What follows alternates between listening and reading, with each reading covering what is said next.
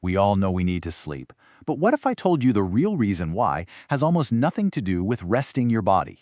Turns out it's all about a nightly reset that keeps your brain able to learn. And in this explainer, we're going to break down exactly how that incredible process works. I mean, really think about that for a second. For about a third of your entire life, you're just out, completely vulnerable, totally disconnected from the world. From an evolutionary perspective, that is a terrible idea.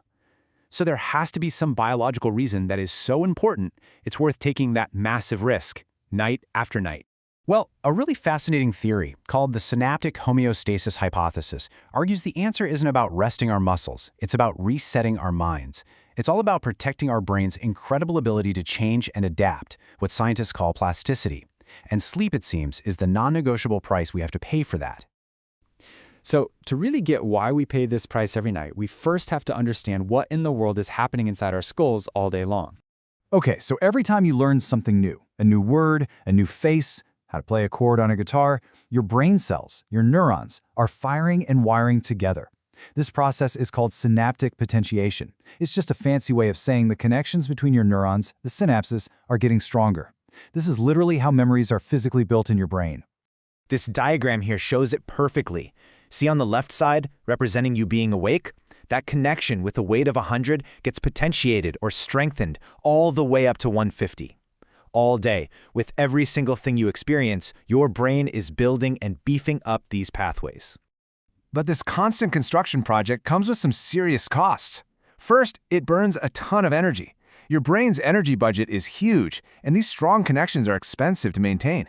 Second, you've only got so much real estate in your skull, right?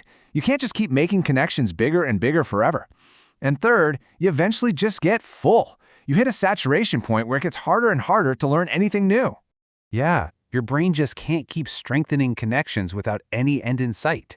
It would become exhausted, overcrowded, and totally unable to form new memories. Something has to give. There needs to be a reset button. And this is where that reset starts. You know that growing feeling of tiredness you get all day long, that sleep pressure? Well, that's what this rising curve called process S represents. And according to this theory, that's not just a feeling. It's a direct signal that your brain's connections are reaching their limit. It's a biological alarm bell saying, hey, we're full down here. Time for the overnight reset. So, as you drift off to sleep, your brain doesn't just shut down. Oh no, it clocks in for its night shift and starts a surprisingly active and absolutely critical maintenance routine. This process is called synaptic downscaling.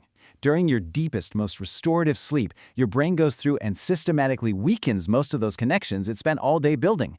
Now, it's not just erasing everything. The key word here is proportionally. It scales them back down to a more manageable, sustainable level. Let's go back to the diagram and see it in action. Look at the right side now. After a night of sleep, downscaling happens. See that connection that got powered up to 150? It's been brought back down to 120. And the baseline one at 100? It's been reduced to 80. Now here's the brilliant part. They've all been weakened, but the relative difference between them is still there. The important connection is still stronger, and that is how you keep the memory. The reason this is so smart is that it massively improves your brain's signal-to-noise ratio. The important connections, the signal from your day, are preserved. They stay stronger than everything else. Meanwhile, all the trivial, less important connections, the noise, get weakened, and some of the really useless stuff just gets pruned away completely. Your brain is basically tidying up, keeping what matters, and sweeping out all the mental clutter. And this whole overnight reset isn't just about cleaning house. It has these incredible benefits that you can literally feel the moment you wake up. So what's the payoff? Well, you get 3 huge wins. First, you save a boatload of energy.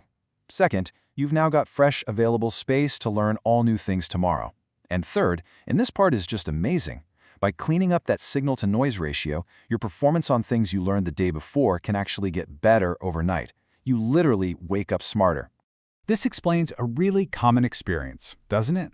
Like, have you ever been trying to learn something, a video game, a piece of music, and you just hit a wall? You're frustrated, you can't get it, and then you go to sleep, and the next morning you try again, and it just clicks.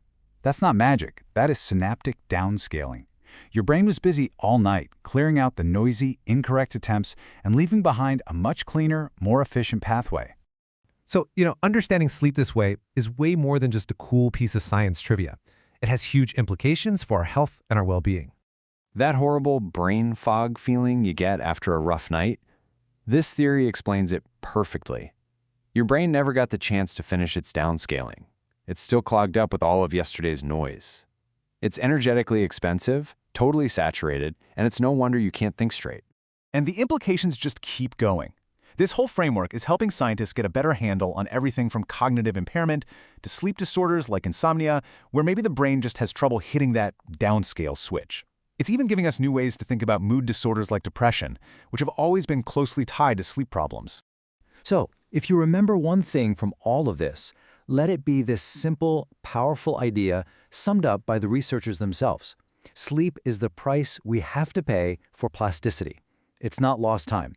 It's the absolute, fundamental cost of being able to learn, adapt, and change who you are. It really reframes the whole experience, you know?